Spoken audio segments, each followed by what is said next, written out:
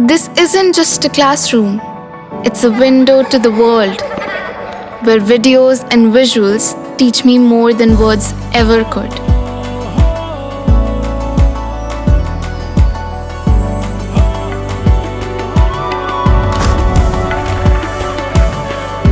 Sinkhania Educational Institute, cultivating knowledge.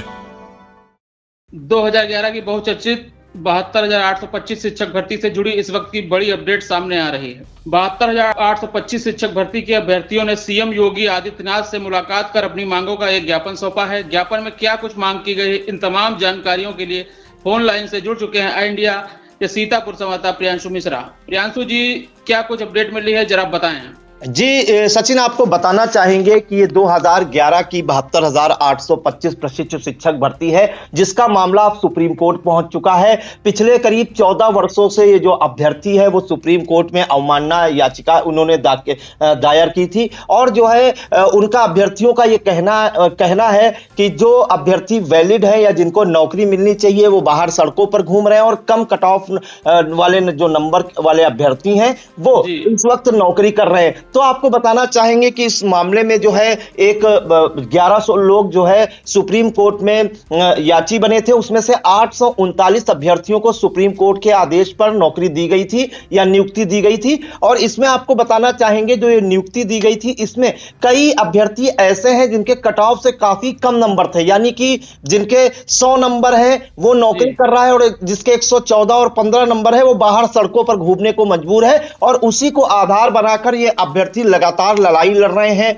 एक बार इनको जो है ये लोग हाई कोर्ट भी गए, यहां तक कि सुप्रीम कोर्ट तक भी अब पहुंचे और अब मामला सुप्रीम कोर्ट में है। अभ्यर्थियों पर जुर्माना भी लगाया गया हाई कोर्ट के द्वारा कि ये लोग जो हैं ये कोर्ट का टाइम वेस्ट कर रहे हैं, लेकिन अभ्यर्थियों ने हार नहीं मारी और अंततः अब ये जो शिक्षक भर्ती है वो अपने निर्णायक मोड़ पर जो है पहुंचती नजर आ रही है। आपको बताना चाहेंगे कि इस मामले में सुप्रीम कोर्ट में जो है 2 लिस्ट जमा की गई हैं। सुप्रीम कोर्ट के रजिस्ट्रार को जो पिछली सुनवाई हुई थी आपको बताना चाहेंगे 25 फरवरी को, और इसके बाद अचानक से एक सुनवाई 27 फरवरी 2026 को हुई थी।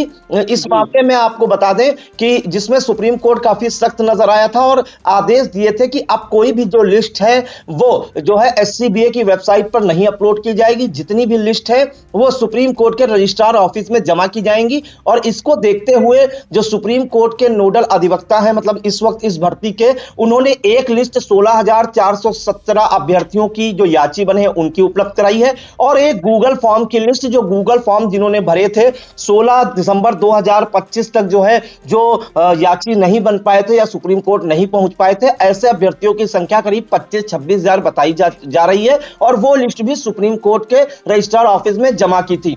इस मामले में आपको बता दें कि अब जो सुनवाई होनी है वो 24 मार्च 2026 को होनी है और जस्टिस संजय करोल और जस्टिस प्रसन्ना बी बराले की बेंच में सुनवाई होनी है। और बताया जा रहा है कि इस मामले में काफी असमंजस भी है सचिन। असमंजस बात का है कि अभ्यर्थी कह रहे हैं कि ये जो दोनों लिस्टें हैं वो मर्ज कर दी जाएंगी, उसके बाद एक मास्टर लिस्ट बनेगी, लेकिन इन तमाम अफवाहों को खारिज किया था नोडल अधिवक्ता प्रशांत शुक्ला ने। उन्होंने कहा था दोनों लिस्ट अलग अलग जमा की गई थी और पहले 16,417 अभ्यर्थियों की लिस्ट पर बात होनी चाहिए। इस मामले में एक बड़ी अपडेट आ रही है, आपको बताना चाहेंगे जी कि 72,825 शिक्षक भर्ती के जो अभ्यर्थी हैं अब उन्होंने उत्तर प्रदेश के मुख्यमंत्री योगी आदित्यनाथ से मुलाकात की है, जिसमें आपको बता दें कि इन अभ्यर्थियों का एक प्रतिनिधि मंडल जिसमें मान बहादुर सिंह चंदेल, प्रवीण श्रीवास्तव, अशोक प्रजापति, नीलेश कुमार शुक्ला, अमित कुमार तिवारी, इन लोगों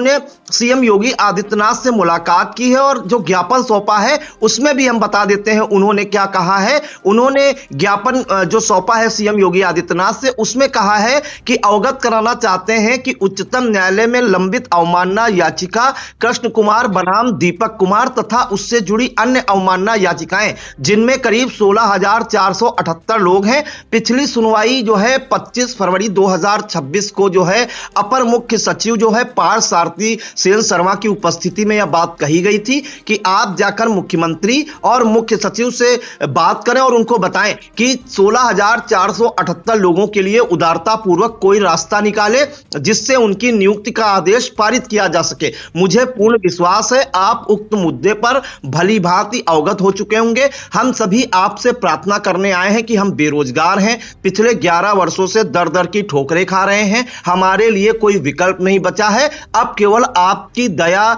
ही का ही सहारा है। अतः आपसे प्रार्थना है कि इस प्रकरण पर उदारता पूर्वक निर्णय लेकर हम बेरोजगारों के जीवन को प्रकाश पुंज देकर एक नए जीवन का शुभारंभ करने का आशीर्वाद करें। हमें पूर्ण विश्वास है कि आप हमारी प्रार्थना अवश्य स्वीकार करेंगे। हम 16,478 परिवार आपके आजीवन ऋणी रहेंगे। तो ये ज्ञापन मुख्यमंत्री योगी आदित्यनाथ को अभ्यर्थियों ने सौंपा है सचिन, और उसमें उन्होंने गुहार लगाई है कि 16,478 अभ्यर्थियों को नियुक्ति दे। लेकिन ये संख्या जो मैं क्लियर कर दूं, ये 16,478 नहीं है, 16,417 है, क्योंकि इस लिस्ट में कई नाम डबल हो गए थे और करेक्शन करने के बाद ये अभ्यर्थियों की जो संख्या है 16,417 है। वो बात का विषय है, वो सुप्रीम कोर्ट में 24 मार्च को जब आदेश आएगा तब पता चलेगा कि क्या सुप्रीम कोर्ट आदेश देता है। इस मामले में सीएम योगी आदित्यनाथ से जब बात हुई है अभ्यर्थियों की, तो कहीं ना कहीं एक पॉजिटिव न्यूज भी मिली है उन्हें। सीएम योगी आदित्यनाथ ने यहां तक कह दिया है कि उनकी सरकार जो है इस मामले पर बराबर विचार कर रही है, और उन्होंने यहां तक कहा है कि सुप्रीम कोर्ट के आदेशों का अक्षरशः पालन कराया जाएगा। अगर सुप्रीम कोर्ट आदेश देता है कि 16,417 या 16,478 अभ्यर्थियों की नियुक्ति दी जाए उनको, तो सरकार जो है बिना किसी झिझक के इन अभ्यर्थियों को नियुक्ति देने के लिए जो है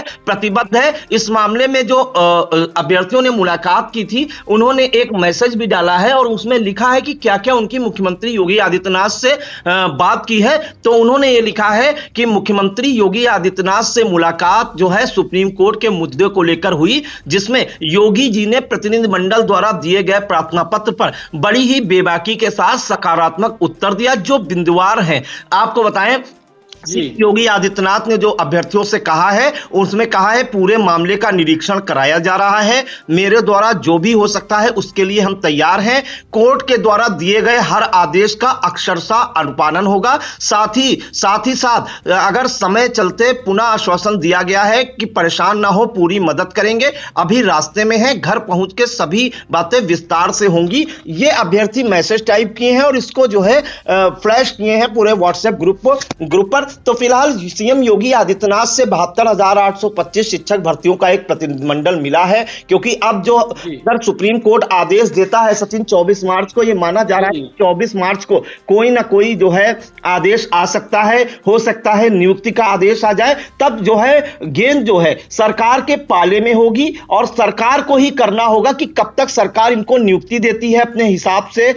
तो इस वजह से अभ्यर्थियों ने पहले ही तत्परता दिखाते हुए सीएम योगी आदित्यनाथ से मुलाकात की है, और उसमें जो अभ्यर्थियों ने जानकारी दी है कि अंदर क्या बात हुई ये हम नहीं जानते, लेकिन ये जानकारी जो है अभ्यर्थियों द्वारा ही उपलब्ध कराई गई है, जिन्होंने मुलाकात की है, जिनका प्रतिनिधिमंडल है ये 5-6 लोगों का। उन्होंने साफ कहा है कि सीएम योगी आदित्यनाथ ने कहा है कि आप लोग परेशान ना हो, उनकी वार्ता चल रही है बेसिक शिक्षा विभाग के अधिकारियों से, प्रमुख सचिव से, और कोई ना कोई हल निकालने के लिए उनकी सरकार प्रतिबद्ध है। और यहां तक कहा है कि जो सुप्रीम कोर्ट आदेश देगी उसका अक्षरशः पालन कराया जाएगा। इसका सीधा सीधा ये मतलब है, अगर 24 मार्च 2026 को सुप्रीम कोर्ट 16,417 अभ्यर्थियों की नियुक्ति का आदेश देता है, तो कहीं ना कहीं सरकार जो है नियुक्ति इन अभ्यर्थियों को दे देगी और इनका 14 वर्ष का वनवास खत्म हो सकता है। तो अब इस मामले में मुख्य सचिव से भी वार्ता हो चुकी है, प्रमुख सचिव की, मुख्यमंत्री योगी आदित्यनाथ से भी वार्ता हो चुकी है, प्रमुख सचिव बेसिक शिक्षा पार्थ सारथी सेन शर्मा की,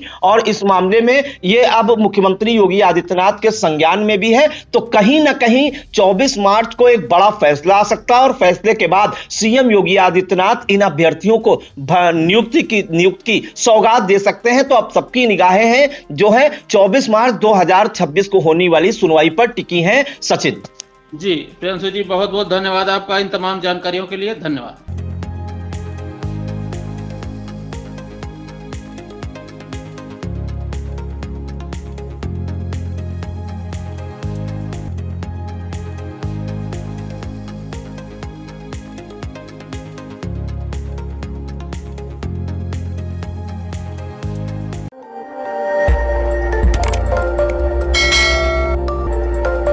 खबर आपकी, नजर हमारी।